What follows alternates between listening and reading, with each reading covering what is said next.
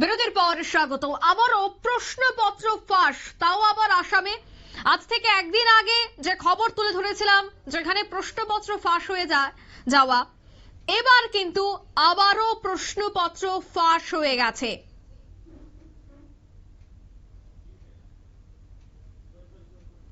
আর এই প্রশ্নপত্র ফাঁসকে কেন্দ্র করে রীতিমতো চাঞ্চল্য, যদিও জানা গেছে যে পরীক্ষা বাতিল করা হয়নি।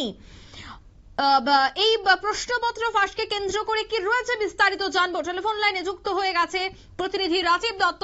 রাজীব, ঠিক কি জানতে পারছো?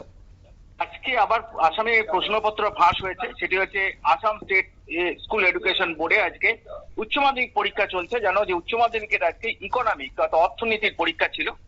পরীক্ষা শুরু সকাল থেকেই, অর্থাৎ পরীক্ষা শুরু হওয়ার কথা সকাল 9টায়, কিন্তু সকাল থেকেই দেখা যায় যে অনেকের প্রচুর সোশ্যাল মিডিয়াতে সেটা ভাইরাল হয়ে গেছে প্রশ্নপত্র, অর্থাৎ হু হু করে সোশ্যাল মাধ্যমে ভাইরাল হতে শুরু করে।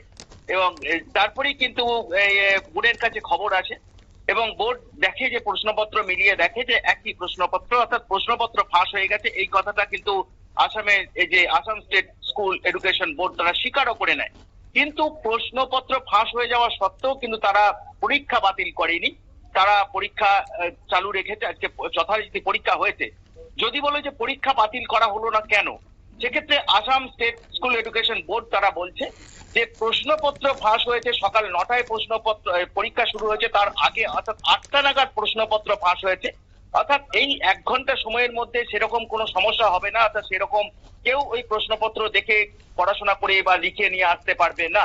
কারণ সেই সময় ছাত্রছাত্রীরা তারা অনেকেই সেন্টারে চলে এসেছেন পরীক্ষা দিতে, আবার অনেকে রাস্তায় আসছেন, অর্থাৎ তাতে কোনো সমস্যা হবে না, এই দাবি কিন্তু স্কুল এডুকেশন বোর্ডের পক্ষ থেকে বলা হয়েছে। কিন্তু যেটা দেখা যাচ্ছে, সাধারণ মানুষ এবং ছাত্রছাত্রী সবাই অভিযোগ করেছে যে তারা সকাল থেকে উঠে দেখছেন, অর্থাৎ 8টা নয়, 8টার অনেক আগে থেকে ফাঁস হয়ে গিয়েছে। কিন্তু প্রশ্নপত্র সকালবেলায় উঠে অনেকেই মোবাইলে সেই প্রশ্নপত্র দেখেছেন। প্রথম তারা বুঝতে পারেননি এবং তারপর অনেকেই বুঝতে পেরেছেন, অনেকে সেই প্রশ্ন মিলিয়েছেন। অর্থাৎ দেখা যাচ্ছে যদিও বোর্ড স্বীকার করছে না, কিন্তু তা সত্ত্বেও কিন্তু আজকে বোর্ড পরীক্ষা নিচ্ছে তাদের এই যুক্তি দেখিয়ে। কিন্তু আশ্চর্য ঘটনা, একের পর এক, যেন গত কয়েকদিন আগে বরপেটাতে প্রশ্ন, সেটা ক্লাস 9-এর প্রশ্ন ফাঁস হয়েছিল 2 দিন আগে। আবার গত 20-20 মার্চ এই উচ্চ মাধ্যমিক পরীক্ষারই কিন্তু প্রশ্ন ফাঁস হয়েছিল, যার জন্য 21 তারিখ অর্থাৎ 21শে মার্চ উচ্চ মাধ্যমিকের ম্যাথামেটিক্সের পরীক্ষা ছিল।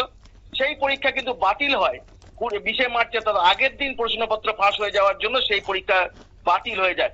অর্থাৎ দেখছি যে আমরা বিভিন্ন একের পর এক প্রশ্ন ফাঁস হয়ে যাচ্ছে কিন্তু আসামের এই বিভিন্ন পরীক্ষার।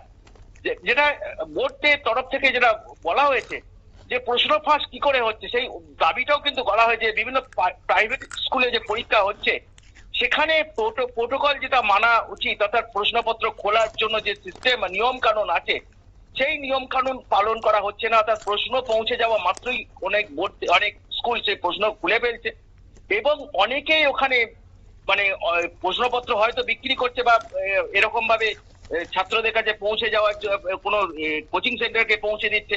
অর্থাৎ তারা কেউ ওখানে চক্রান্তটা ওই জায়গা থেকে হচ্ছে এবং যার কারণে আসামে এই যে এডুকেশন বোর্ড তারা বলছে যে 18টি প্রাইভেট স্কুলের বিরুদ্ধে এফআইআর করা হয়েছে ইতিমধ্যেই।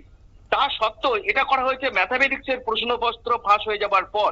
পুনরায় সেই এফআইআর সত্ত্বেও কিন্তু দেখলাম যে আজকে আবার অর্থনীতির প্রশ্ন ফাঁস হয়ে গেল।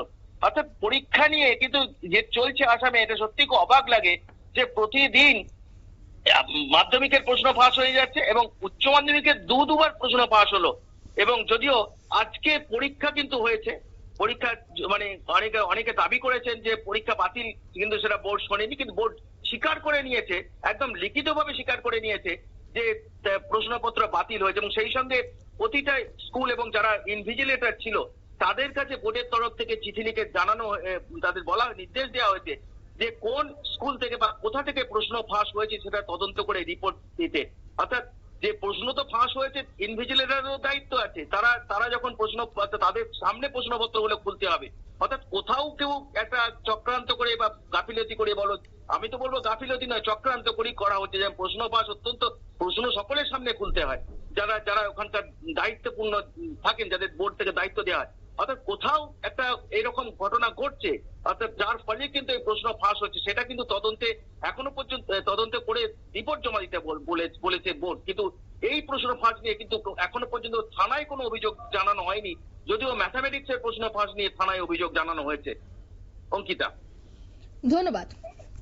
অর্থাৎ একদিকে অঙ্ক পরীক্ষার প্রশ্নপত্র ফাঁস হয়ে যায় এবং আজ অর্থনীতির প্রশ্ন ফাঁস হয়ে যায়। এই যে পরপর আসামে পরীক্ষাপত্র ফাঁসের এই অভিযোগ, পরীক্ষাপত্র ফাঁস হয়ে যাওয়ার এই ঘটনা, তাকে কেন্দ্র করে আগামী দিনে শিক্ষা দপ্তর কি পদক্ষেপ গ্রহণ করে সেটাই দেখার। কারণ পরীক্ষার প্রশ্নপত্র ফাঁস হয়ে যাওয়া মানে সেখানে একটা বড় গাফিলতি থাকে যারা পরীক্ষা করানোর দায়িত্বে থাকে।